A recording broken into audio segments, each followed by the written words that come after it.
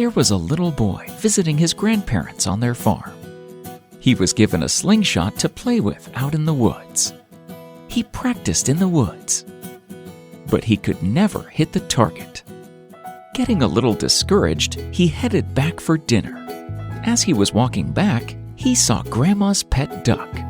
Just out of impulse, he let the slingshot fly, hit the duck square in the head, and killed it. He was shocked and grieved.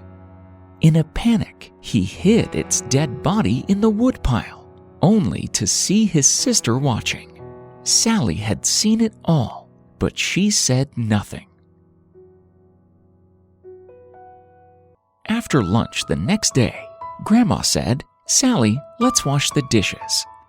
But Sally said, "Grandma, Johnny told me he wanted to help in the kitchen." Then she whispered to him, "Remember the duck?" So Johnny did the dishes. Later that day, Grandpa asked if the children wanted to go fishing.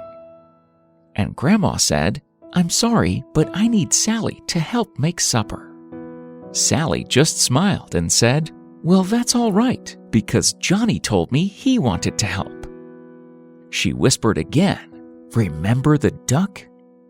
So Sally went fishing and Johnny stayed to help. After several days of Johnny doing both his chores and Sally's, he finally couldn't stand it any longer.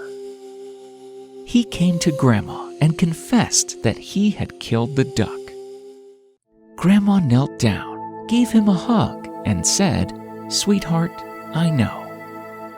You see, I was standing at the window and I saw the whole thing. But because I love you, I forgave you. I was just wondering how long you would let Sally make a slave of you. Whatever you have done in the past, the devil keeps throwing it up in your face. You need to know that God was standing at the window and he saw the whole thing.